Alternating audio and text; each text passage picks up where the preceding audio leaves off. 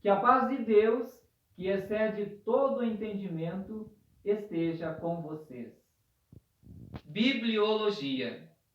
Este é o assunto de nossa aula.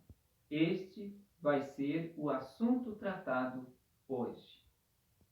Sem prolixidades, sem perca de tempo, vamos para o assunto. Primeiramente, vamos falar sobre a palavra Bíblia.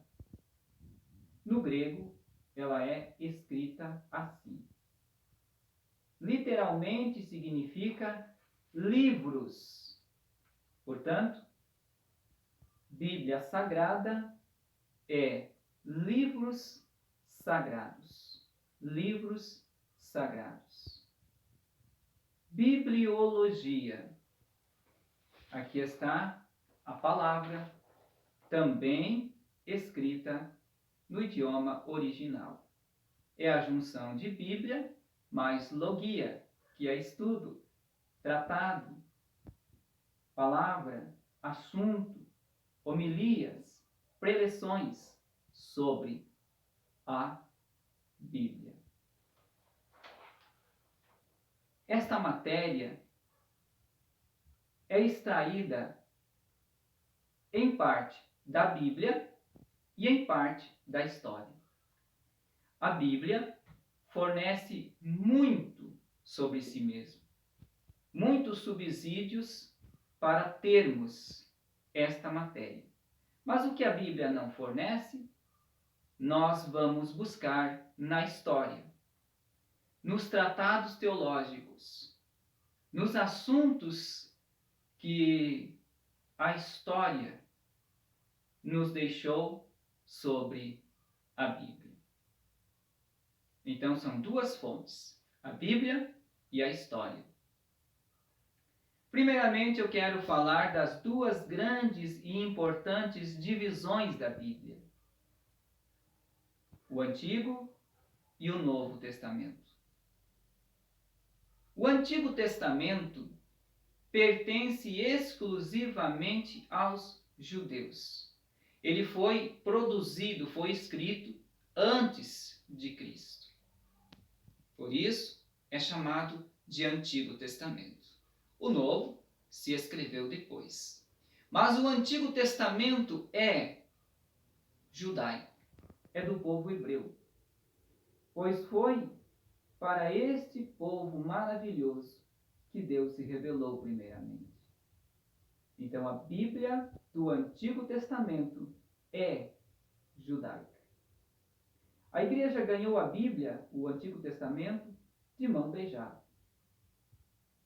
Porque a igreja surge do judaísmo. É uma ramificação do judaísmo. É, na verdade, o cumprimento das profecias que nós temos na Bíblia hebraica. Então, a igreja não teve parte quando foi escrito o Antigo Testamento e quando foi reunido e canonizado. Quando isso aconteceu, a igreja estava no ventre materno sendo gerada. O Verbo, a palavra de Deus, Jesus, não tinha ainda encarnado. Vamos ver? Quando foi a formação, o agrupamento e o cânon deste Antigo Testamento, desta primeira parte? Aconteceu quando Esdras e Neemias retornaram do cativeiro de Babilônia. Eles retornaram e reestabeleceram a comunidade judaica em Jerusalém. Reconstruíram a cidade, os muros e o templo. Reuniram os livros sagrados que tinham sido escritos ao longo da história e que eram considerados inspirados e canonizaram. Isso aconteceu 400 anos antes do nascimento da igreja. 4 séculos. Eles reuniram quantos livros? 39 livros. Eu já mostrei para vocês na aula anterior.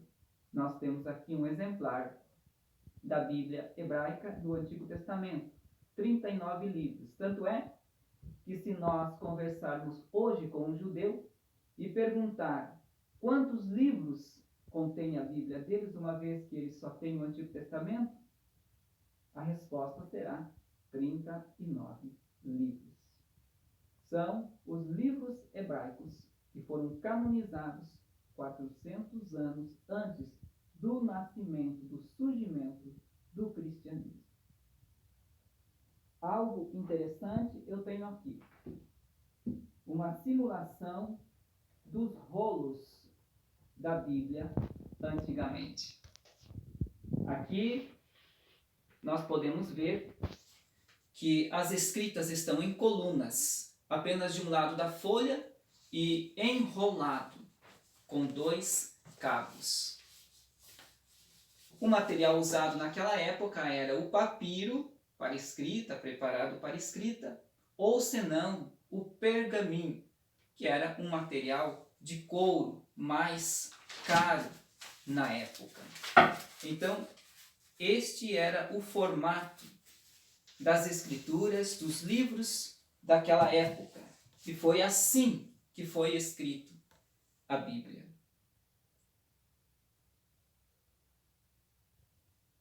O que aconteceu durante os 400 anos, quando fechou o cânon judaico com esses 39 livros, até o surgimento de Jesus Cristo, até o nascimento de Jesus Cristo?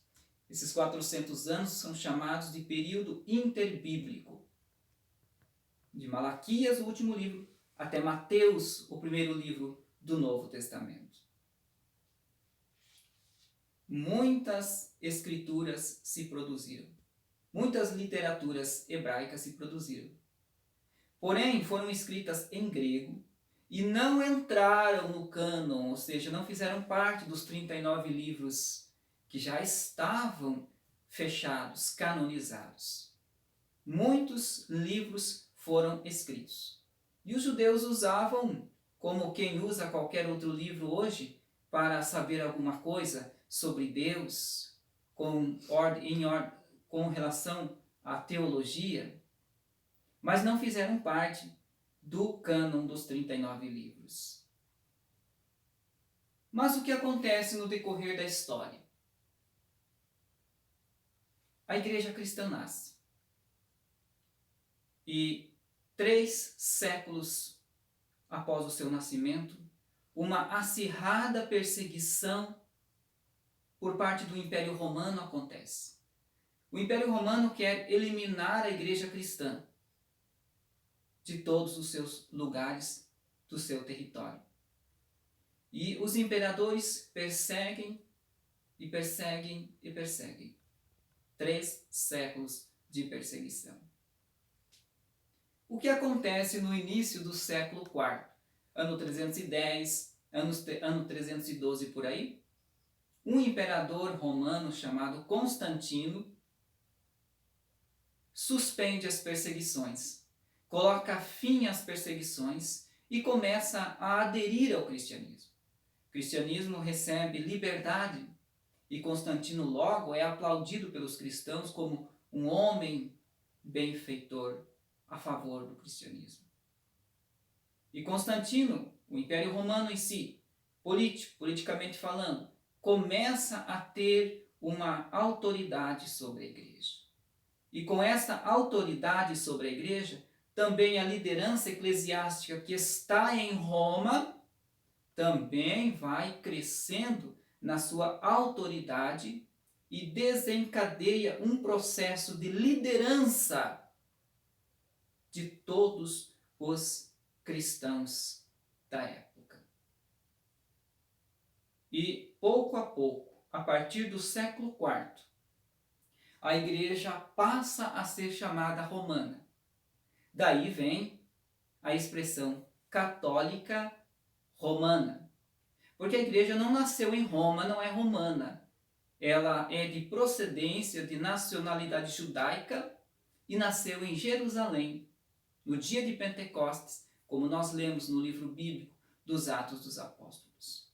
Mas a partir do início do quarto século, com aquelas mudanças políticas, ela começa a ser liderada pelo Império e pela liderança que está em Roma. Logo surge a necessidade da tradução de uma Bíblia para o idioma original do Império, que era o latim. Quem foi então designado para fazer esta tradução? O famoso São Jerônimo. E ele faz esta tradução entre os séculos IV e V. Ele traduz toda a Bíblia para o latim, a Vulgata Latina. E primeiramente ele traduz os 39 livros hebraicos. E posteriormente ele vai fazer a tradução daqueles outros que foram escritos durante os 4 séculos antes de Cristo. Só que quando ele faz esta tradução separadamente, ele vai no prefácio desses livros dizer: esses livros não fazem parte do cânon. Eles podem ser lidos, eles podem ser estudados, eles podem ser averiguados, mas eles não são considerados canônicos em igualdade com os outros livros. Isto São Jerônimo faz em todos os livros que ele traduz. E ele mesmo chama estes livros de apócrifos. Ele selecionou e disse: esses são os apócrifos, não fazem parte dos 39 livros hebraicos. A palavra apócrifo quer dizer escondido, oculto, sem sentido, ou obscuro, difícil de entender. Este foi o termo que São Jerônimo usou para esses livros. Pois bem, o tempo passa e no Concílio de Trento, no ano 1546, a Igreja seleciona, a Igreja Católica, 7 livros desses que São Jerônimo denominou apócrifos, e canoniza, ou seja, vai inserir esses 7 livros junto com os 39 hebraicos. E então, a partir de 1546, no Concílio de Trento, a Bíblia Católica passa a ter 7 livros a mais no Antigo Testamento, enquanto que a evangélica continuou com os 39 hebraicos até o dia de hoje. Essa é a diferença que nós encontramos entre a Bíblia Católica e a Bíblia de edição evangélica. Quanto ao Novo Testamento, os 27 livros, não há nenhuma diferença. Eles são iguais. Pois bem, eu quero mostrar agora, para nós finalizarmos, a cronologia do Antigo Testamento. Esta cronologia foi feita durante um ano de pesquisa, de estudos. Eu levei um ano para ler a Bíblia, de Gênesis até o último livro do Novo Testamento, do Antigo Testamento, para montar esta cronologia toda. Ali vocês podem observar os impérios mundiais até o Império Romano, na época que a Igreja surgiu, o período interbíblico, o período do cativeiro, o Reino Unido, o reino separado, os reinos de Davi, de Salomão, de Saul, e assim, todas as importantes transações históricas de todo o Antigo Testamento. Quantos anos somou? Uma média de 4.000 anos. Mais 2.000 anos da era do Novo Testamento, 6.000 anos. Esta é a idade, segundo a Palavra de Deus, segundo a Bíblia, da existência das coisas visíveis, da criação de Deus e do ser humano sobre a terra. Palavra de Deus, não palavra de homem. O homem foi apenas utilizado para escrevê-la. A palavra é eterna, ela existe antes de todas as coisas. O ser humano foi apenas um instrumento usado para colocar no papel as palavras de Deus. Portanto, como nós estamos estudando bibliologia, devemos repensar a respeito do valor das Escrituras, tanto hebraicas como cristãs, para a nossa vida, para nossas vidas, para a nossa fé, para a nossa igreja. Então, eu pergunto, como está a nossa devoção, a nossa dedicação para com este livro maravilhoso? Palavras de Deus, presente de Deus, bússola para a igreja, para o mundo, para a tua, para a minha vida. Acho que precisamos nos dedicar sempre mais à leitura e ao estudo deste livro. Eu agradeço a sua atenção. Até a próxima aula. E que Deus abençoe você e a sua família. Fiquemos na paz e na graça de nosso Senhor Jesus Cristo.